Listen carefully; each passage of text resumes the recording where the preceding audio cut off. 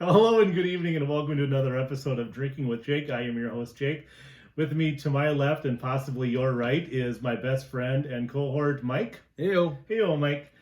This evening we'll be drinking some beer and we'll be discussing, and learning about Irish whiskey that I found in the store. And it has an interesting name, and I would like to try that sometime. But first, I would like to just check in with our viewers to see how are you tonight and what are you drinking? What are you drinking? They're not answering, Jake. I must not be talking loud enough. How? No. What are you drinking? Hello? We're listening. Were you there for the dude story? We have no frame of reference. I'm out of my element. I'm out of my element. So put in your comments what you've been drinking. Yeah. What we should drink. what you been drinking? What you drinking? What you drinking? Did you read the comments from the last episode? Some of them I did. Some of the comments? Yeah. Did you see the one comment about the tin cup and how I missed an opportunity? Yeah. Yep. Come on, boys. We don't need any trouble in any language.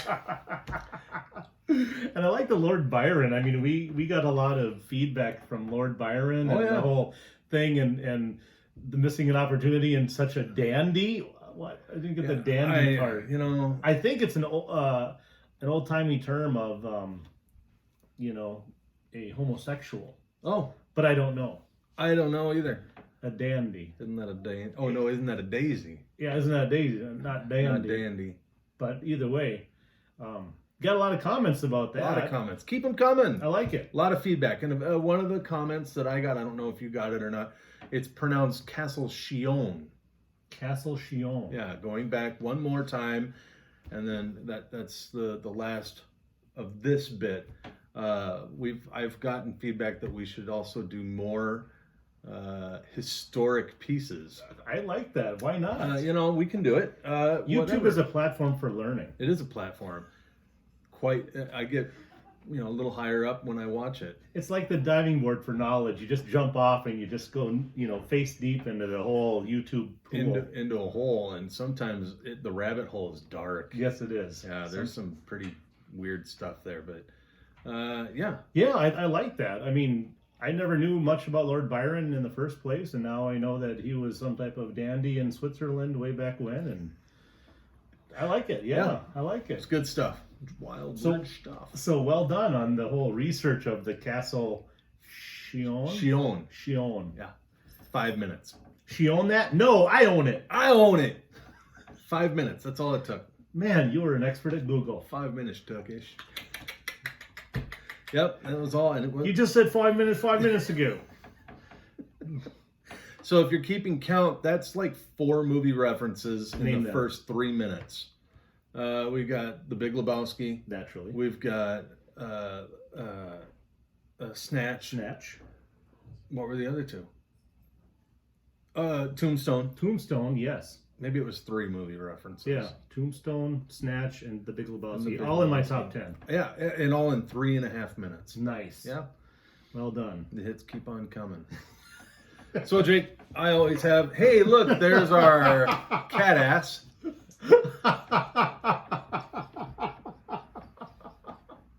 You can't make this up. Just in case you haven't got enough cat ass in your life. What? I'd like to thank the Academy for bringing me out here tonight. Thank you so much. Could not win this award without the help of our wonderful fans. Hello. Talking about a rabbit hole. Echo. Alice in Wonderland. We mentioned that, like the rabbit hole. Oh, rabbit hole. That's kind of a movie. That's a stretch, but I'll allow it. Is it a movie? Well, it is a movie. Okay, so they made a movie out of the book then. They made a movie out of the book. It was good. Pretty amazing. Well, rather, they made a book out of the movie. Oh, that's right. Yeah. What was I thinking? Yeah. So anyway. Please, Michael. I always have not always, but lately I've been on a beer kick. Haven't been drinking a lot of liquor lately. I really have. For some reason, I've just been really enjoying the Cal. Well, it is summer's wrapping up, and now is a good time, in all seriousness, is a good time for beer because you're transitioning from regular summertime beer, the summer shandies and whatever, and you're getting into Oktoberfest, you're getting into the darker stuff. you know, it's good. I am not a big shandy fan. I'm not a shandy dandy. Well played, sir. Yeah. Well played, sir. Thank you. No, so I like some shandies. Some very limited. Just I like some shandy dandies, but some are limited. The stupidity of what I just said made me giggle. I like it. Yeah. It's But yeah, I really like, obviously, the Spotted Cow. Yep. And this type of beer. Not a big shandy fan. Yeah. Yeah. But I'm just talking like the lighter beers of summer, like the My Box, all this other stuff, and now it's transitioning into the Oktoberfest, which a lot of breweries do a really nice Oktoberfest. I know Sam Adams does a nice Oktoberfest, Leinenkugel does a nice Oktoberfest, and then it comes into a time period of when they do a lot of experimental stuff and a lot of seasonal stuff, and that's when it gets really fun. So I'm looking forward to that. So yeah. So, love that sound. Oh, Love that sound. wow. Michael, enjoy it. I will definitely drink to that. I'll drink to that. What are you having tonight, sir? Thank you, sir. Nice segue, isn't it? I like it. Very smooth. This is called the Whistler Distiller Select Double Oaked Small Batch Triple Distilled Irish Whiskey from Meath, Ireland. Not youth. No, I don't know. What do you think? It says Meath. Yeah, it's not Meath, it's youth.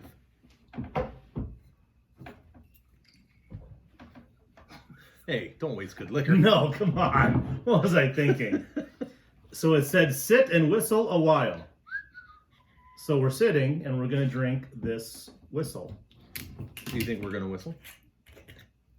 While we work. Or while we work? This So is let's- not work, this is fun. Oh yeah, look at that. Woo. She's got an Irish kick to her, she do.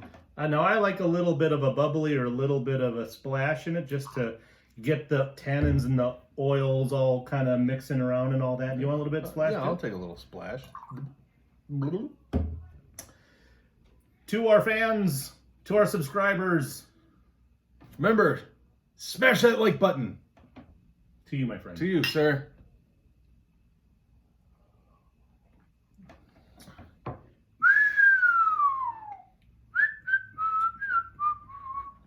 Not bad. It's definitely Irish, so it has a nice kick to it. It doesn't have that burn like your Elijah Craig does, or like the Jameson does. Yeah. Like that, the burn, like it's singeing. I'm drinking. Yeah, I'm drinking. It's killing everything and disinfecting everything on the way down. Yep. So it doesn't. It has a kick, but not that bad. It should be noted that this is only 80 proof. Mm. Whereas, like the Elijah Craig, I believe, is 92, I believe. I Okay. could be wrong on that, but I think it's 92 proof. This has it's got an interesting smell to it. The premium Irish whiskey expression is crafted in small batches using Ireland's finest Irish malt and grain whiskies. Da da da da da da da da da da. Definitely burns the nose hairs. Yeah. You put this up to your nose, and I don't know if you caught the note, but it smells like rubbing alcohol. It doesn't taste like it, but it smells like it. Did you smell? Here, smell that. Well, I can smell my own, my friend. Well, maybe yours doesn't smell. Maybe mine does. Here. Yeah, yeah. Oh, yeah, I can smell it now. Yeah.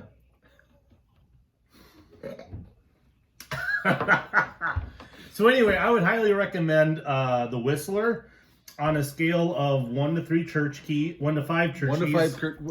Is that our beer scale or is that everything scale? Because you don't use your church key on. Oh, that's true. On a liquor Yeah, bottle. you're right. Yeah. Well, I guess I would say. You tell us what kind of scale we should use for liquor. We have the church keys for beer. That's a good point. In this point, though, we will use church keys just for this. Just for the Whistler. Just for the Whistler. How many whistles would you give it? 3 whistles. 3 whistles. 3 whistles. I give it 3 whistles, and that's about it. Yeah. It's okay. It's not the best. It's not the great flavor, If I could choose another Irish whiskey, I would choose another one because I like the burn. I like Jameson. I like a lot of the heartier burning whiskeys, but this one is not bad. You know what? I like the bottle. I like the design of the bottle. Really, I mean, it's. I don't know if you could see that very well, but it's a very interesting bottle. You know, the label itself is very distinct, and I enjoy a good label. This here says it's distilled, matured, and bottled on Irish soil. I think they should do it in a cask myself, but you know, maybe the soil adds a little something. You know, I would also give it a round 3. You know, a little less, a little more, depending on my mood. Yeah, I can see that. It's not the greatest, but it's not bad. The smell is kind of what's throwing me off a bit. It really does have that that rubbing alcohol smell. It doesn't taste like it though. I mean, I am gladly going to finish it. Yeah. I get, like I said, I don't know if I would run right out and buy it again. Price point. I think it was $25, $28, okay, so something right like that. Around... So right around the average price. But with the same price, I would get like a J&B, or I'd get a Bushmills, or I'd get a Jameson. You know, I'd get something comparable. Would you put it up to? Now I know it's not Irish whiskey, but like Seagram 7. That's about $16, $17 for a bottle about this size. Would you compare it to that? Probably. Cat ass. Probably. What do you think about this? What do you think? What do you think? Meow. All right. Sorry about that. So, I think it tastes a little bit better than a Seagram's, but not as good as an Elijah Craig or a Jameson or a Bushmills or a Dewar's, something like that. Yep. So lower, not the bottom shelf, but you're kind of hitting your shins on it. You know what I mean? It's not rot gut. No, it's not rot gut. As you noticed, I don't have to have a chaser with it. I don't have to have it on ice like I normally like it. Mm-hmm. It's good to add to your repertoire. Yeah. It's good to have it in your cabinet. It would probably be a better mixer. Good point. Into something that calls for an Irish whiskey or some kind of whiskey. It would probably make a great Irish coffee. There you go. Bingo. I mean, you don't need fancy whiskey to go inside coffee. Yeah, bingo. There it is. Yep. You don't really necessarily want to taste the whiskey in an Irish coffee. Yep, you just want to taste the bite. That's right. Well, that's all I have for the Irish whiskey. And should we take a break and come on back? Yeah, we'll take a break. We'll be right back. So with more Drinking with Jake. We'll see you next time. All right, see you next time. All right. Bye. Bye.